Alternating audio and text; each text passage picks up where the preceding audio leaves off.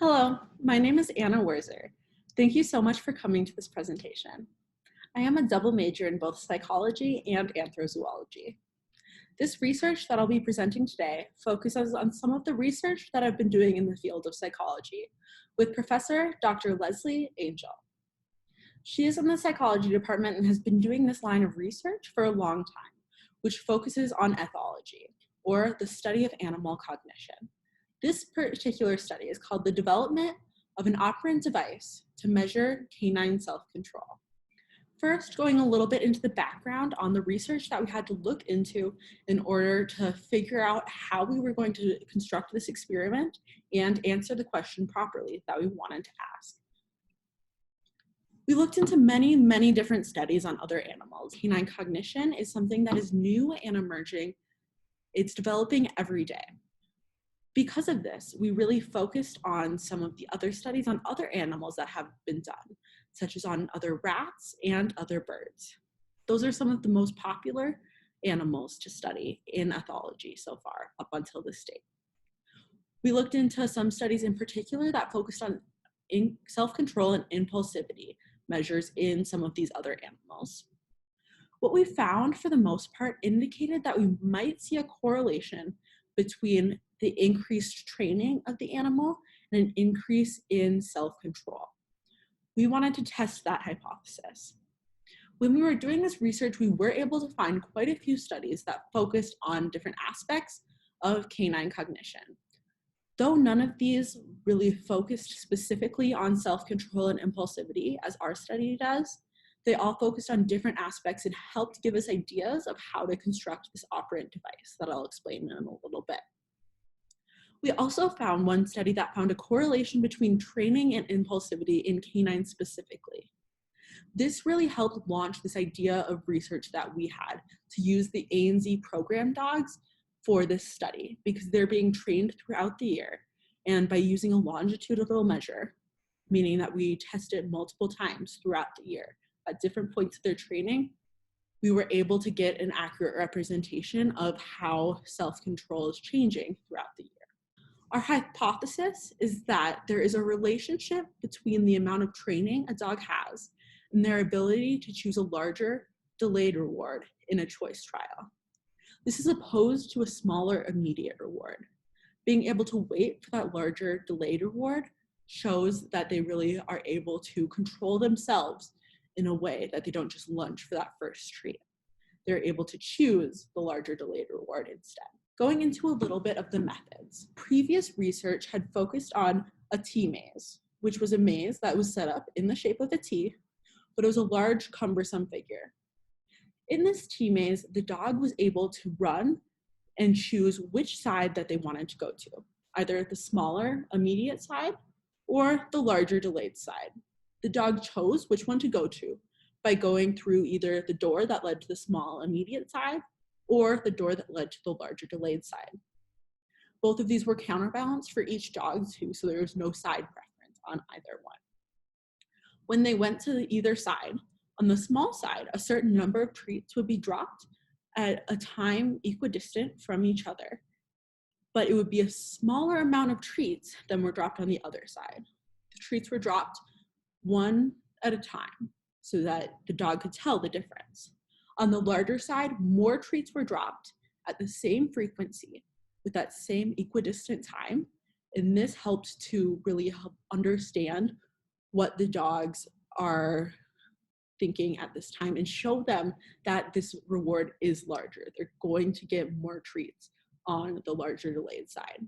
The issue with that method was that it was very cumbersome. It was hard to move from place to place. And also they had to do a lot of those trials out in the cold, which, as you know, in Montana, that can be very cold throughout the winter months. So that was something that they really wanted to try to work with and see if we could find a more convenient device that could measure this, that we could transport, and that could be trained easier and just help facilitate this process. Hence the need for an operant conditioning device. So this is our device that we worked on. There are many different components of this device. So first, they're the touchpads. You can see them a little bit in the corner of the picture. There will be a picture later on that shows it a little better as well. The touchpads are what the dogs touch with either their nose or their tongue in order to really work with the device. When they touch one of the touchpads, it indicates their selection of that option. At this point, the syringe pumps disperse a certain amount of a treat, which you can see exemplified in the bowls there. The treat is either of the larger or the smaller amount. For this study, we used this liquid concoction that consisted of a blended up mixture of wet dog food, chicken broth, and a little bit of water. This concoction was put in the syringes and dispensed in according amounts, depending on the size of the reward that they selected. There was an extensive training process for this. We started out with touch, then we transitioned that to the board and to the touchpads, focusing in on target, saying go target the touchpads. Once they'd learned that, we moved on to force trials, which is when we gave them the option to only select either the small immediate side or the larger delayed side. At this point, we still indicated which side to select by either pointing or tapping on the board. The dogs seemed to get this pretty well, and once they were able to get this consistently, once they were able to do alternating trials for this one and trials on each side independently, we moved on to the choice trials, which is what we did in the actual experiment, where they actually got to choose which side that they wanted to do. Prior to each official trial, we also worked on running the force trials each side 2 times in order to make sure that the dog still remembered how the device worked and that they had an understanding of what was going on. Now that we have taken some time to learn how the Operant device works, we are going to see it in action. This is Kyle, an Anthrozoology program dog. He was one of the dogs that participated in our study. Here, we will see him actually using the device. There, he selected the small immediate side, so he got a smaller reward that was delivered immediately. If he had selected the other side, he would have gotten a larger reward that took longer to be dispensed. He preferred the smaller immediate side, so he typically picked that side back to back. Hopefully that gives you a better idea of how the Operant device works when using it with a dog. We used a longitudinal study for this specific example. There were 9 Anthrozoology program dogs, and throughout the course of the year, we tested them at 3 different points. Each dog went through 4 sets of 10 trials per round. So that's 40 trials per round, or 120 throughout all 3 rounds. This is an example of a dog actually using the device. So this is Kimber, an Anthrozoology program dog. Here you can see she's licking the device. When you touch that with your nose or your tongue, then the machine would disperse a certain amount of a reward. So here, she picked the larger delayed side, so she would get the larger reward. And here are the results. So we found a couple surprising things in the results overall. The small immediate side actually seemed to be the favorite of the dogs. It increasingly became the favorite the more trials that were ran. When we look at the average small selection, that one increased overall from about between 0.4 and 0.5% of the time they were selected to 0.7 and 0.8% of the time that they were selecting the smaller immediate reward. So that was a really big difference that we were able to see in this, and we were actually surprised by that because it was contrary to our hypothesis. Another thing that we looked at in this study was latency. Latency is the duration of time that it takes the dog to actually choose either option. We didn't find any large effects with latency, but that likely could have been to our smaller sample size. We were expecting to see longer time for the larger delayed reward because it typically takes longer for the dogs to choose the one that takes more self-control to choose, which is the larger delayed reward.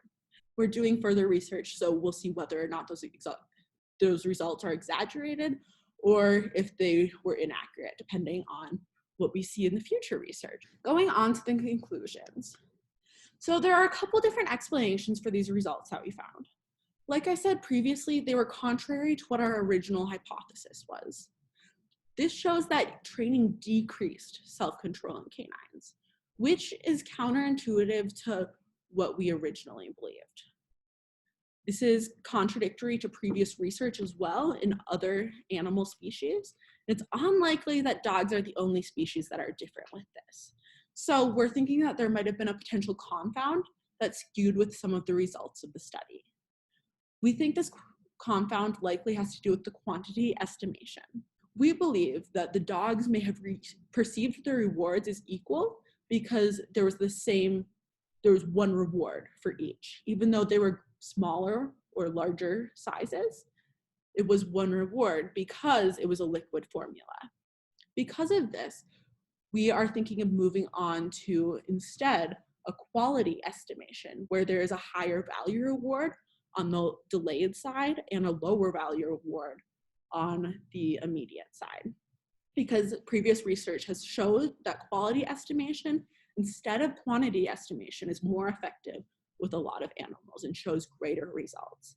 That's also a way that we can keep using the liquid formula, and we can try to fix that confound a little bit as well. Thank you so much to everyone who participated in this study. First of all, thank you to Dr. Leslie Angel. Without your direction, this would not have been possible at all. Also, thank you for the people who are the engineers of the apparatus, both Bill Daigle and C.A. Vernon. Thank you to the research assistants, the student handlers, and the canine subjects. All of you really made it so we were able to gather this data. Thank you all for your time, support, and dedication to this project. Here are some of the references as well to look at.